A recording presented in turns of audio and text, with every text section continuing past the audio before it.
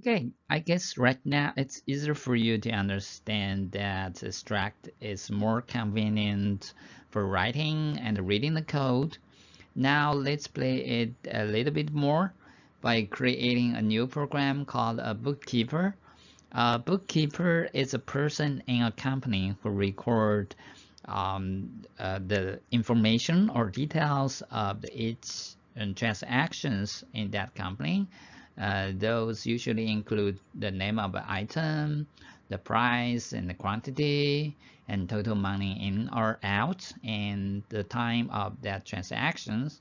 And finally, we will generate a report with the summation and average of those transactions. Okay, for that, we need to design a struct for the transactions, and this is it. A transaction includes item, the name of the item. We will use a string to record it, and we will record store the price, use a double, and the quantity, use a int, and the total money in or out. To make it easier, we just record the money out, and then we can automatically generate the time for the transaction. We don't have to input by ourselves, and you will see very soon. Okay, here's a program for it. Let me explain a little bit more. Here you could see we're using a while loop for inside this while loop, we're asking people to input the details of each of the transaction.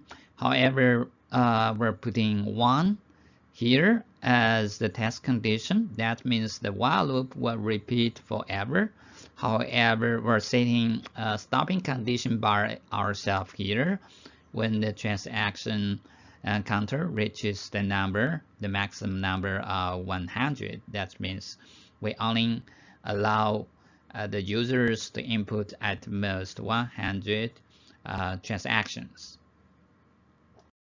At the beginning of each of the while, each iteration, we're using this if flash to clean the cache to avoid the mismatching between the contents the user have inputted and what exactly stored in that string. This is very important when you're using gets and the scanf. This is actually a function we have introduced before, which will accept a string from the user. And also, there is something new. We are including a time.h header. The reason for that is we want this program record the time automatically rather than ask the user to input the time. And here are the function for that, which will get the system time automatically.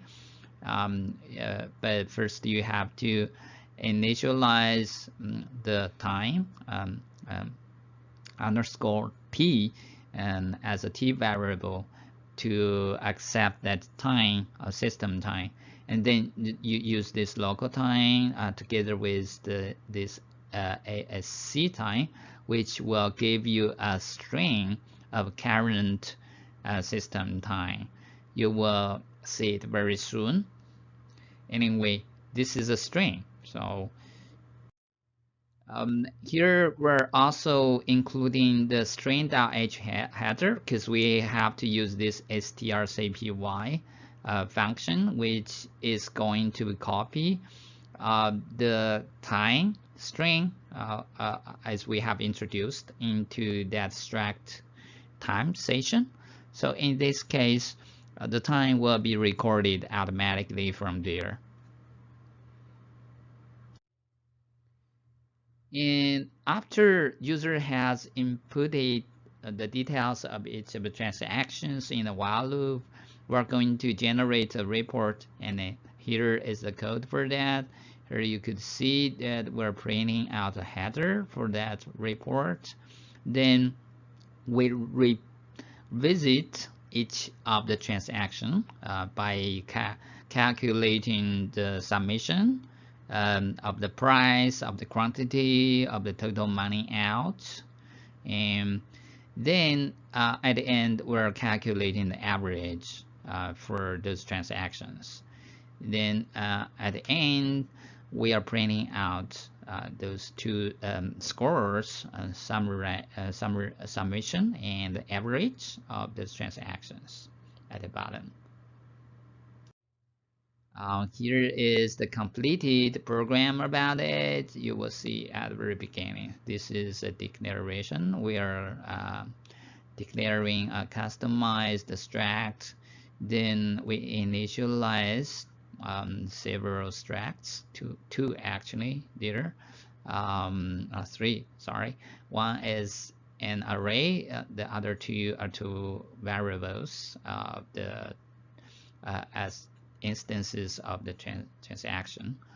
So then in this while loop, the user can input the details or information of each of the transactions. Then after that, we are generating a report here, and okay, that's all of it. And you can pause the video to do it yourself. This might need a little bit time. Okay, if everything goes well, this is what you are going to have.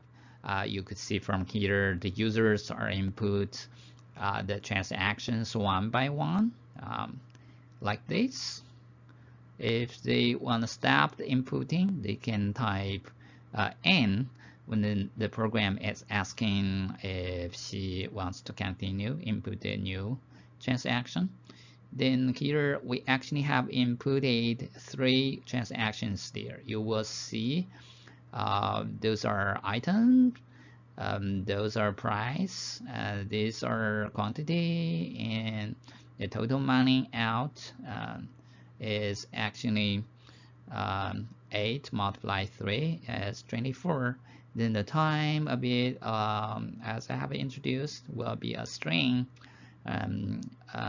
of the system time automatically recorded there. Then the summation and average will be calculated and displayed at the bottom. Okay, that's all of it. Thank you for watching.